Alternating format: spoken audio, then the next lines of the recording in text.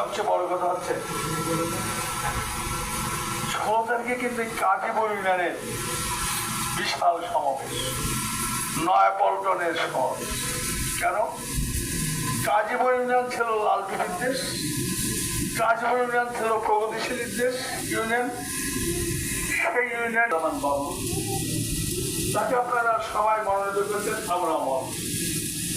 আপনারা যদি বলেন যে আমরা এমন একটা জিনিস যে ভিতরে যদি আপনার একজনকে ভালো নেওয়ার প্যানেল চেয়ারম্যান আছে কিনা, আমরা আমাদের প্রধান অতিথিকে বলবো আগামীকালকে আজকে রাত্রে কি হবে এই কি অন্য সাহেবের সঙ্গে কথা বলবে।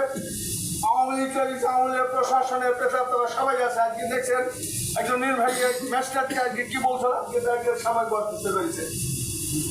আমরা চাচ্ছি না যে এরা ঘাপকে মেরে আছে আসি একজন চেয়ারম্যান পদত্যাগ করার পরও প্যানেল চেয়ারম্যান পরও তার বাইরে বসে গাজীপুর ইউনিয়ন বিএনপির প্রস্তুতি সভা ছিল গাজীপুর গ্রামে, কিন্তু আল্লাহর বিশেষ রহমতে না এই ঘরে যারা আছেন সবাইকে আমরা সবাই বিএনপির লোক, একই পথের লোক, একই মতের লোক। আমরা কেন বিএনপি করি? বিএনপি করে আমাদের কি গাড়ি বাড়ি করে দিবে না, কিন্তু আপনাকে ব্যক্তিগতভাবে গাড়ি বাড়ি মানে এত কিছু করে দিবে না। তাহলে আমরা প্রথমে আমি আমার সম্পত্তি যাতে নিরাপদে থাকে, আমার মান সম্মান যদি থাকে টিকে থাকে সমাজে, আমি যদি পুলিশের কাছে হয়রানির শিকার না হই, আমি যদি কোর্ট কাছে, আমরা বিএনপি করি। এবং প্রত্যেকটা মানুষ আমার যুবক ভাইয়েরা যারা আছে তাদের চাটাইকে আমাদের সমাবেশকে সফল করার জন্য আমরা এই যে প্রস্তুত সবাই এসেছিলাম, বাইরে প্রোগ্রাম করতে পারিনি। তো আপনার গ্রামের সফল মাস্টার গোলাম বাজারে ওইখান থেকে এমন ব্যারিকেড দিল মনে হয় যে আমরা কেউ মানে জানে বাইতে হয়ে যাবো। সফলকে আমি বারবার অনুরোধ করলাম যে তুমি ছোট ভাই, তুমি এই ফেসাদে জড়ায় না, দিনের পরে দিন আবার আইবে। কি দিনকে আইসে নাকি? দিন আইসে। গাজীপুরে যে কয়টা আওয়ামী লীগ আছে, বিএনপির লোক যদি মনে করে যে খামসামারি গোষ্ঠ তুলে নেবে তাহলে কিন্তু এক খামসামারি গোষ্ঠ দিতে হবে না।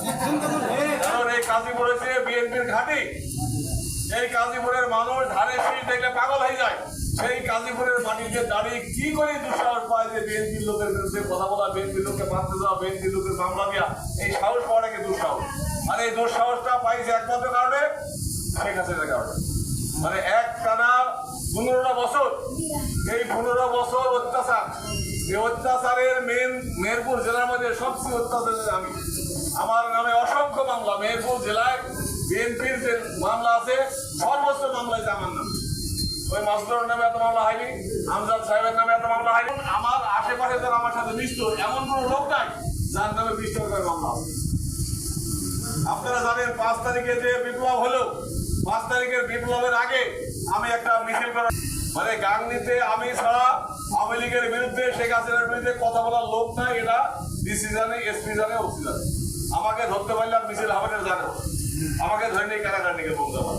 সেদিন আমি প্রায় 1 ঘন্টা বার্গেনিং করেছিলাম পুলিশের সাথে যে আজকে সারা দেশের যে অবস্থা, এই অবস্থা যদি আমি খালি একটা সিট কাট দিই তাহলে কিন্তু যে কটা পুলিশ আছে মাইকে করতে হবে। আমি চাইছিনি যে গাংনি আবার অসন্ত হবে। সেক্ষেত্রে আপনাদের অনুরোধ করছে আপনারা ঘুরে যান। পরে ওসি হিসাবে আপনি গেলেন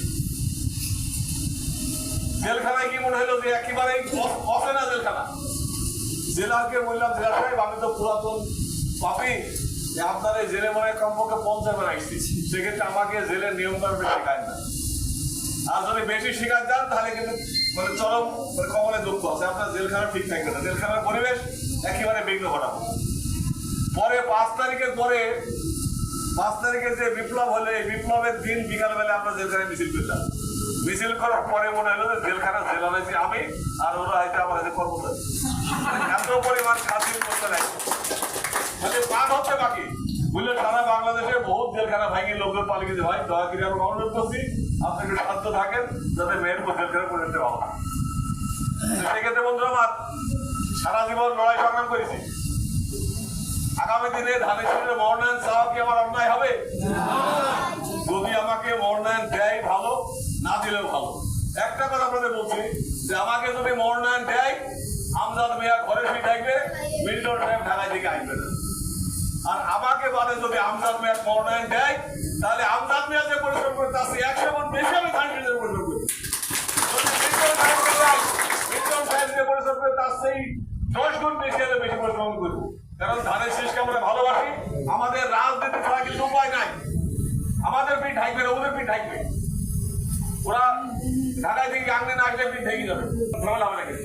কিন্তু আমাদের মাথা দোকানের জায়গা না। আশাবাদ ব্যক্ত করছি একটা কথায় যে ধানের আমার ভাই ধানের শীষ পাবে, এই জন্য আপনারা ধানের শীষে ভোট দেন। আর আমি আপনাদের বলছি, আমি ধানের শীষটা করেন তাহলে 16 তারিখে পিস্তলার যে মাঠ, এই মাঠে ওই তাহাজুদ জনসভা করার একটা প্ল্যান করছি আমরা। সেক্ষেত্রে সেদিন ভবানীপুরে আপনার মোবাইল দেখছিলেন, ভবানীপুরে গেছিল, হুমায়ুন গেছিল, আমাদের স্যার কিছু চান্দুমান স্যার গেছিল, অনেকেই গেছিল। ওই মিটিং এ আশা ব্যক্ত করেছি। আমি ওখানে ডিক্লেয়ার দিয়েছি যে আপনারা যদি আপনাদের স্ত্রীদেরকে মিটিং এ নিয়ে আসেন তাহলে আমার স্ত্রী ওই মিটিং আসবে। খালি আপনার মেয়েছিলেন মিটিং এ আমার মেয়েছিলেন আসবে হবে না নাকি? হবে, সবাইকে আসতে হবে। সেক্ষেত্রে আপনাদের প্রতি উদাত্ত আহ্বান রাখবো। আজান পড়ছে, সময় নাই, আপনারা 16 তারিখে সমাবেশটা সফল করবেন, এই আশাবাদ ব্যক্ত করতে হবে। সবাই যাবেন তো নাকি? সেক্ষেত্রে আমি আর বক্তব্য বাড়াবো না। বাংলাদেশ জিন্দাবাদ, বাংলাদেশ জাতীয়তাবাদী দল জিন্দাবাদ, তারেক রহমান জিন্দাবাদ, খালেদা জিয়া জিন্দাবাদ, শহীদ প্রেসিডেন্ট জিয়াউর রহমান।